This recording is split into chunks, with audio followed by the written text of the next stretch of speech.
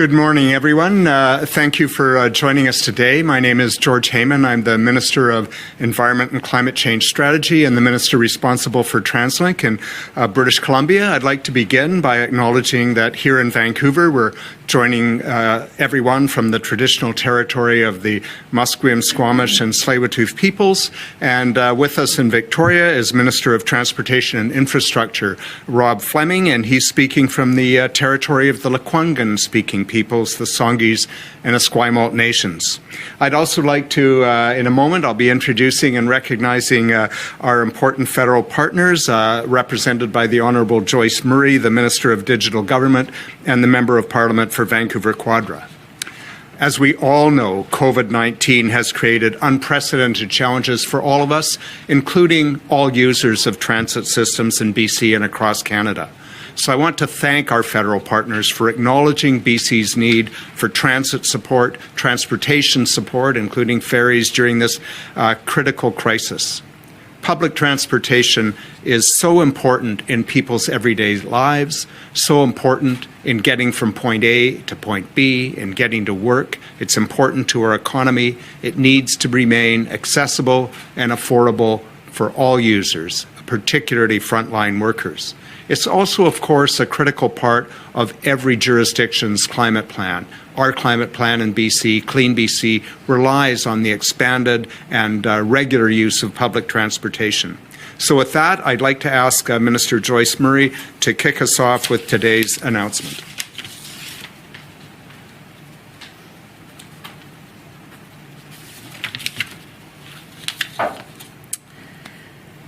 Well, thank you, Minister Heyman, for that kind introduction. Merci de cette introduction généreuse.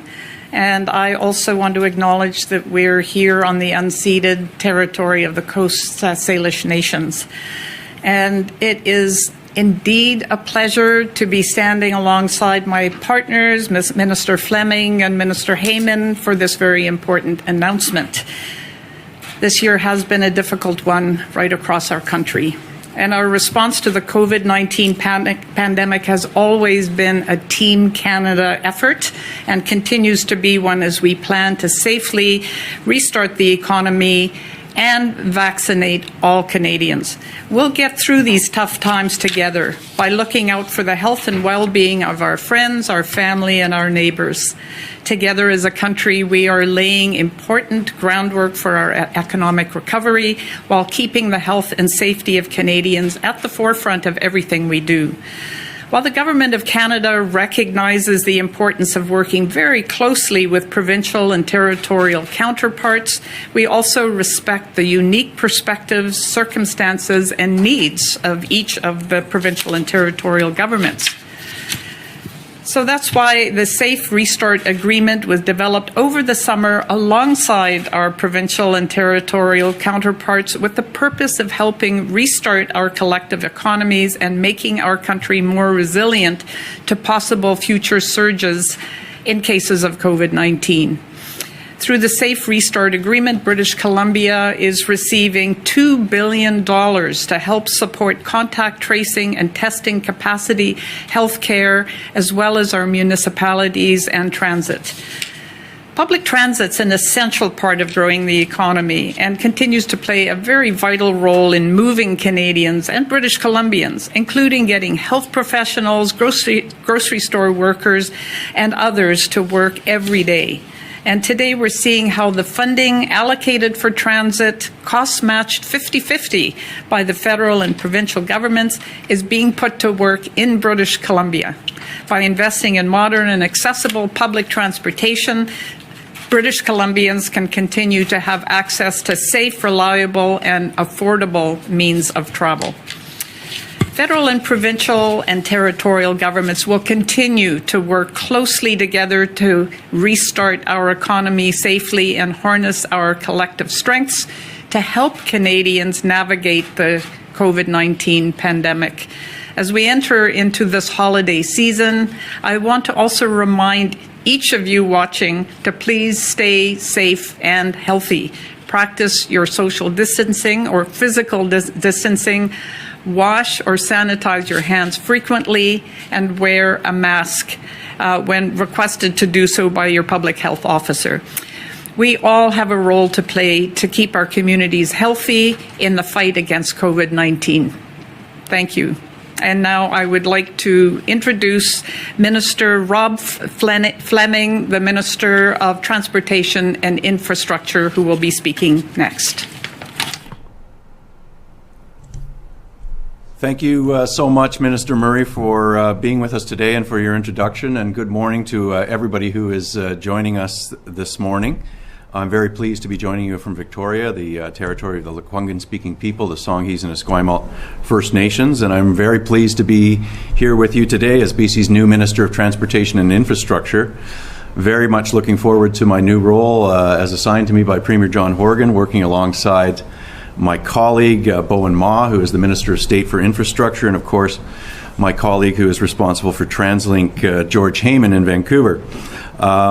Really want to thank the federal government and Minister Murray today. The Government of Canada has supported BC's major public transportation agencies with safe restart funding, and I want to acknowledge as well all the hardworking men and women in our transit systems who work for BC Ferries, who are on the front lines, who work behind the scenes in many cases, for everything they've done in this extraordinary year. We went through very trying times of uncertainty in the pandemic and service disruptions and uncertainty around the virus. And people have performed admirably in every way to help the traveling public throughout these difficult times. Whether it's buses or SkyTrains or BC Ferries, our transportation system has kept running during the entire health crisis thus far. Every corner of British Columbia has been affected by COVID-19, as we know, including our essential public transit system. And our public transportation systems are an essential service in so many ways when we think about how we conduct ourselves in our daily lives.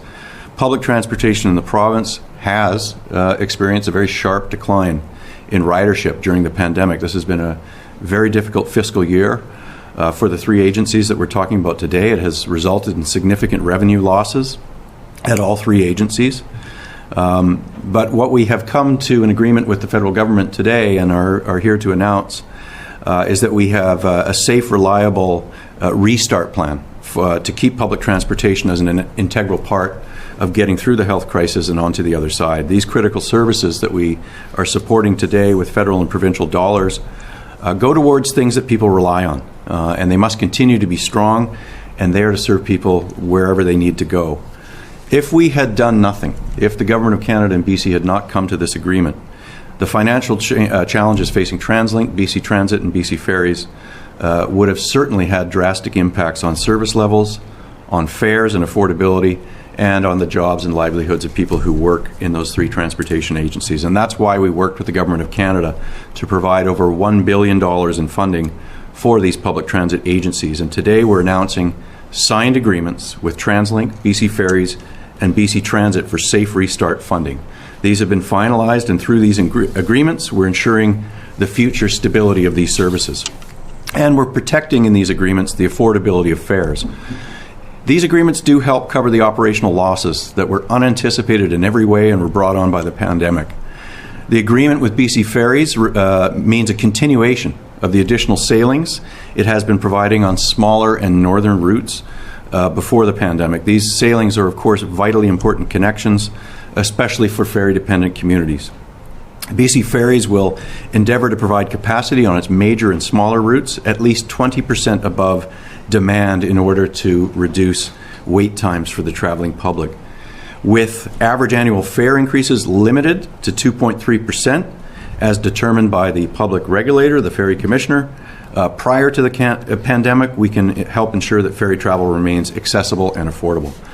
For both BC Transit and TransLink, the agreements support the continuation of affordable public transit service throughout BC, across Metro Vancouver and the 130 communities that are supported by BC Transit. This means that public transit can be counted on as a key component of our pandemic recovery. And we recognize that people throughout BC are experiencing their own financial challenges as a result of the pandemic, and that's why we have limited fare increases on all three transportation agencies to protect affordability.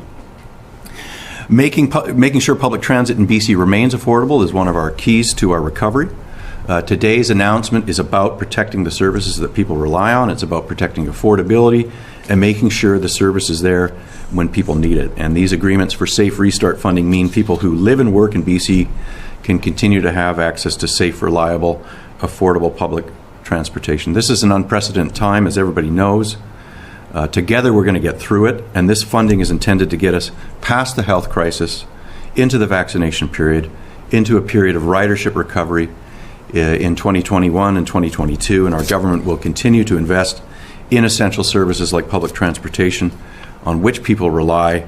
And I want to thank everyone for joining us and turn back to my good friend and colleague, Minister George Heyman of Vancouver. Thank you. Thank you. Thank you very much, Minister Fleming, and thank you very much, Minister Murray. As Minister Fleming said, this investment is critically important to ensure that people all across British Columbia have access to reliable and efficient transportation while fares are kept affordable well into the future. That's so critically important to help British Columbia's economic recovery. We know there's a long road ahead of us, and that's why we'll continue to prioritize the needs of British Columbians through important partnerships like this one with our transportation agencies and with the federal government. Over the past several months, TransLink, BC Transit, and BC Ferries have really worked hard to keep the transportation system moving so that people can get where they need to go safely and on time. We're very encouraged by their ongoing efforts, and moving forward, we're going to continue to take a collective approach to strengthen our economy and ensure the transportation services that underlie our economy as well as people's daily lives remain affordable, remain accessible, remain adequate, and ensure that we meet our Clean BC climate goals. We're all in this together, as Minister Fleming has said, and together we'll keep British Columbians moving. Thank you very much for joining us today. Minister, as a reminder to everybody on the phone, please press star 1 to enter the queue. You are limited to one question and one follow-up only. I would also ask that you please identify who your question is for. Take your phones off mute. You will not be audible until your name is called. First question this morning is from Rob Buffum, CTV. Oh, hi, good morning. Thanks for taking my question. And my question is for the new Transportation Minister, Minister Fleming. I guess my first question relates to the South Island Transportation Report that came out prior to the election in September, talked about plans for improving transportation on the South Island, but it did not have a lot in terms of the ENN corridor being developed or the West Shore ferry system, or proposal, I should say. I know those were deemed sort of long-term priorities, but you've lived in Victoria for a long time. You know the transportation issues. Is there any chance, or can you comment on whether we might see commuter rail or buses or something like that on the ENN corridor and the possibility of something like a West Shore ferry before the long term? Great. Well, I want to commend regional leaders, mayors and councillors on the South Island for the development of the plan, working with and consulting with the business community, First Nations and others. Obviously, we are looking for opportunities to move goods and services and people more efficiently in this region. We've been experiencing growth, housing starts in the West Shore and other parts of the region. So as the new Minister of Transportation and Infrastructure, I certainly look forward to sitting down in a formal way and also informally to talk with leaders in this community about their priorities and right across British Columbia. We know that this pandemic gives us some opportunities to build back British Columbia better, and certainly having come through an election campaign where Premier Horgan committed to additional capital infrastructure dollars, for example, of $3 billion annually, on top of the most ambitious capital plan and infrastructure plan we've had in this province's history. We're looking for good projects in different parts of the province that are going to allow British Columbians to get to work and to go about their daily lives in a more efficient manner and to achieve our greenhouse gas emissions reductions here on the South Island and right across BC. Rob, do you have a follow-up? I do. I'm wondering specifically about the Malahat Highway. Again, you've lived here for a long time. You know the problems that exist with that. There continues to be calls for some kind of alternative under your stewardship of the ministry, is that possible that we may look at an alternative to the Malahat? And I'm also curious about your thoughts on Highway 14, because the population out in Souk is growing a lot, and that's a highway that people can be cut off with as well. But primarily, I'm interested in your thoughts on the Malahat. Yeah, and as it relates to commuting to Souk, obviously there's some 4-laning projects there that are very valuable to reduce congestion, to make that commute better for people who live in fast-growing communities out towards Souk. Malahat safety has been an issue we've been talking about for decades. There have been a number of critically important improvements that have reduced accidents, but we know there's more work to do. The discussion around an alternate route is not a new one, so I look forward to, again, having discussions with people from the south and up to the Mid-Island communities about some of the options we may have before us as a government, and looking at the issue in more detail. But certainly I know that Malahat disruption has a real impact, both on the economy, but also in terms of the traveling public. And when we get into inclement weather seasons, we have to have our focus once again on how we make critically important safety improvements. Next question is from John Hernandez, CBC. Hello and good morning. This one for the minister responsible for TransLink. Just wondering if you can just touch on the recent ransomware attack directed at TransLink. I guess how concerning is something like this kind of targeting such a critical agency for British Columbians? Minister Heyman, go ahead. Thank you. I think everybody takes ransomware attacks extremely seriously, whether they're on private sector institutions or public sector institutions. I want to assure British Columbians that we take it very seriously. Ministry staff have been in contact with TransLink CEO Kevin Desmond since the beginning and been briefed. I spoke to Mr. Desmond this morning to assure him that we want British Columbians to be confident that their information is secure, and he assured me that they have been taking every step necessary to determine the extent of this attack and to ensure that British Columbians' information, financial information, is secure. To date, nothing has been turned up. Out of an abundance of caution, the vending machines at TransLink stations SkyTrain stations were shut down, but they've been reopened today because they're operated by a third party, and TransLink and the CEO are confident that they pose no threat to people's financial information. When I was in the SkyTrain station today, I could see the relief on people's faces as they were able to use these machines again rather than have to search through their pockets for cash. But we're hoping that the investigation will be completed in a timely manner. I will leave the details of the reporting out to Kevin Desmond, the head of TransLink. John, do you have a follow-up? Yeah, then I just quick follow-up. Are you satisfied, I suppose, with the TransLink response? And I guess there is going to be a forensic investigation. Is there any extra support from the province in getting that internal investigation off the ground? Go ahead. The forensic investigation has been going on since the beginning, and it continues. It's very thorough, and when it's complete, I'm sure the CEO of TransLink will report. They have the resources they need to conduct this investigation. They haven't asked us for assistance. If they were to, we would consider it, but I am confident that they are doing everything that can be done and needs to be done to get to the bottom of both the ransomware attack as well as any impacts that it may have had. To date, none have been uncovered. I'm sure if any are, the CEO will be forthcoming with British Columbians. But this just highlights for all of us how vulnerable our information systems can be, and how important it is for all of us to ensure that we do the routine things like changing our passwords on a regular basis. Next question is from Richard Sussman, Global News. Congratulations, Minister Fleming and Minister Heyman, for some of your new responsibilities. Excuse me. Minister Heyman, on that issue of ransomware, when were you or your office notified of the ransomware attack against TransLink? And should there be discipline towards an employee or employer at TransLink if somebody allowed for this attack to happen? Minister Heyman?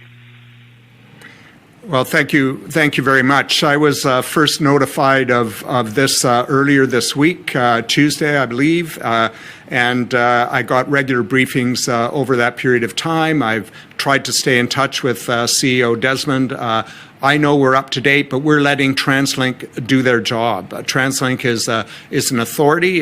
We assist in providing funding and negotiations with the federal government to fund infrastructure. But TransLink is governed by a board and has a link to the Mayor's Council in Metro Vancouver. As for the matter of discipline, I will leave that to the normal human resources processes in TransLink. I have no idea what actually happened or triggered this. Do you have a follow-up question, Richard? And for Minister Heyman again, our understanding is the ransom request could be in the millions of dollars. Does the province plan on paying the ransom? Go ahead, Minister Heyman. TransLink is considering how to respond to this request at the same time as they're doing their forensic investigation to determine the extent, if any, of their vulnerabilities. It is not up to the province to tell TransLink what the appropriate response is, and I think it's probably prudent for me to say no more on that matter. An investigation is ongoing by both TransLink and other authorities, and I have every confidence that they'll make the right decisions. Next question is from Martin McMahon. Yes, my question was for Minister Heyman as well, and much along the same lines. It seems a bit like there's a suggestion there that there is some consideration about possibly paying that ransom. Minister Heyman, go ahead. I meant to imply nothing. I answered the question. The question was, should the province consider paying a ransom? The point I made is that the decisions about how to respond to a ransom request rest with TransLink and the authorities, including police, with whom they're in contact. Martin, do you have a follow-up question? What's your message? Yeah, what's your message to riders who are concerned about this situation and just the integrity of security at TransLink at the cyber level? Transit users is TransLink has taken every effort possible to ensure that the personal information of transit users, their financial information, is secure. That's why they shut down the vending machines out of an abundance of caution. They've been reopened to ensure there's convenience for transit users, but reopened with the full knowledge that using them is entirely safe for British Columbians who use the TransLink services. We have time. This morning, and that's from Jordan Armstrong, Global News. Hi, Minister, and sticking to the theme here, what's the response within government? TransLink has fallen victim to this sophisticated attack, potentially the first of its kind in Canada. So what's being done to ensure other public agencies don't end up in this situation? Go ahead, Minister Heyman. Well, I know that the Public Service and the Minister responsible for information systems broadly in government are constantly looking at the threats that our systems may face and taking every measure that's available to ensure that they are not vulnerable, that they are protected. But the specifics of that would be a question that would have to be directed to the minister responsible. Jordan, do you have a follow-up? Yes, I do. Can you guarantee, based on your conversation with Desmond this morning, that customer and employee information is safe, or are we still investigating whether it's safe at this point? Go ahead, Minister Heyman. Well, as I said, the investigation is ongoing. I'm not going to offer anyone any absolute ironclad guarantee until the investigation is completed. I suspect that At that point, TransLink will communicate with British Columbians as is appropriate, as is their job. What I can say is that to date, no threat to British Columbians' personal financial information has been identified. And that's all we have this morning. Thank you, everyone, for joining us.